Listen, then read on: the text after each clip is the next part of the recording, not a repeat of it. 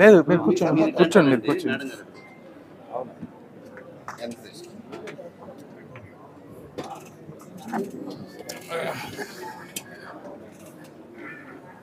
అందరికీ నమస్కారం.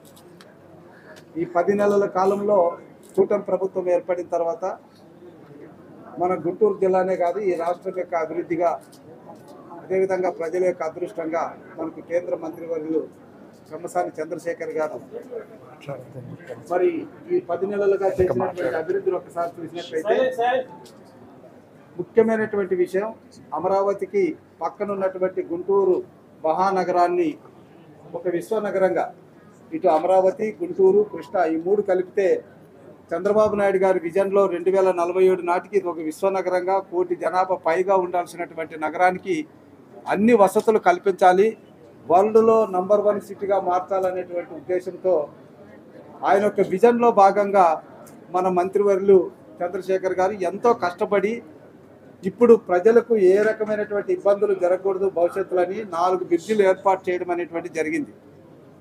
ఈ 4లో అన్నీ కూడా పూర్తి అవుతాయి, ఏవి కూడా ఆగవు. కాబట్టి ఇక్కడ మనం మాట్లాడాల్సింది ఏంటంటే ఈ బ్రిడ్జిల శాంక్షన్లో కేంద్ర ప్రభుత్వము రాష్ట్ర ప్రభుత్వము టెక్నికల్గా అన్ని ఆలోచించి నిర్ణయం చేసినటువంటి అంశం. సో టెక్నికల్గా ఎవ్వరికీ మాట్లాడే అర్హత లేదు. ఎందుకంటే విమర్శకులకు నేను చెప్తున్నా, వాళ్ళు గత 5 సంవత్సరాలుగా కనీసం వచ్చినటువంటి డిపిఆర్లు కూడా వెనక పంపించినటువంటి ప్రభుత్వాలు వైసీపీ ప్రభుత్వాలు శాంక్షన్కి నోచుకొని అంటే ఒక్క మాట పోయి అడిగింటే వచ్చేటటువంటి శాంక్షన్స్ని కూడా మోకాలు అడ్డేసేసి వెనక్కి పంపించినటువంటి ప్రభుత్వాలు ఈరోజు శాంక్షన్ అయినటువంటి వాటిని టెక్నికల్గా ముందుకు తీసుకెళ్లేటటువంటి వాటిని అడ్డుపడడం అనేటువంటిది శోచనీయం. ఇది ఇక్కడ ఓనర్లుగా నేను మాట్లాడాల్సిన 2 మాటలు మాట్లాడుతున్నా. ఎందుకంటే గతంలో కూడా జీవీఎంసీ కమిషనర్గా చేశాం, 2 జిల్లాల కలెక్టర్గా చేశాం. అనుభవంతో చెప్తున్నా, ఇది ఆగదు.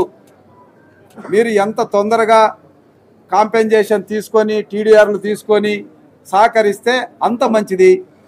ఎందుకంటే దాదాపుగా 40-50 లక్షల మందికి ఉపయోగపడేటటువంటి ఈ బ్రిడ్జిలను అడ్డుకుంటే మీరు ప్రజల దృష్టిలో చరిత్రహీనులు అవుతారు.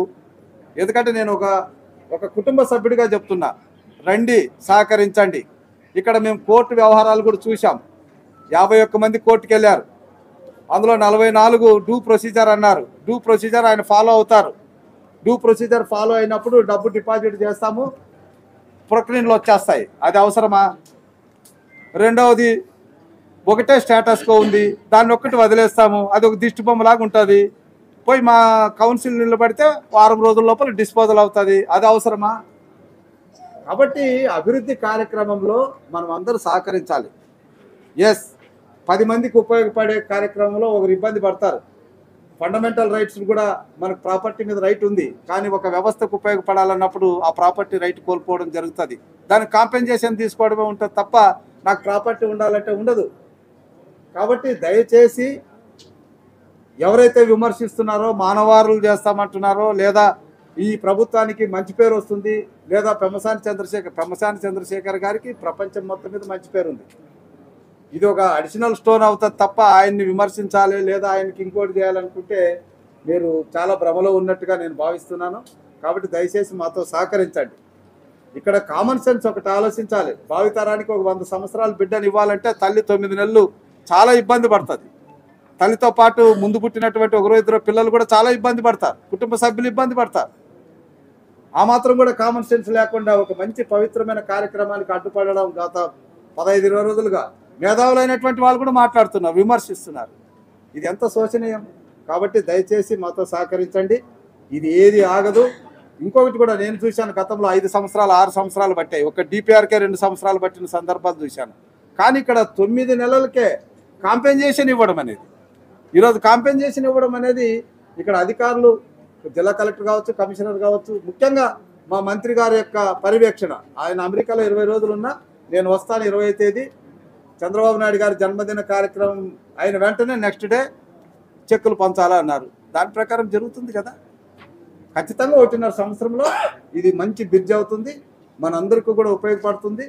ఈ విషయాల్లో మీరు అందరూ సహకరించాల్సిందిగా కోరుతున్నా. ఏదైనా ఉంటే ఒకటో రెండో ఉంటే మీరు కలెక్టర్తో మాట్లాడండి, లేదా కమిషనర్తో మాట్లాడండి, ప్రజాప్రతినిధులతో మాట్లాడండి. మీకు అన్ని విధాలుగా సహకరించడానికి సిద్ధంగా ఉన్నాం. ఒకటి రూల్కి విరుద్ధంగా ఎవరో వ్యక్తపరిచిన భావాల్ని మీరు మా మీద రుద్దాలనుకుంటే అవి జరిగే పనులు కాదు. ఒకటి స్ట్రక్చర్కి టీడీఆర్ వస్తుంది, స్థలాలకి టీడీఆర్ వస్తుంది, స్ట్రక్చర్కి డ్యామేజ్ వస్తుంది. మీరు సహకరిస్తే అందరూ కలిసి మిమ్మల్ని కూడా ఏదైతే 51 మంది ఉన్నారో ఆ 51 మందిని కూడా మిమ్మల్ని కూడా ఒక స్ఫూర్తిదాతలుగా తీసుకుంటాం. Thank you. రండి కూర్చోండి.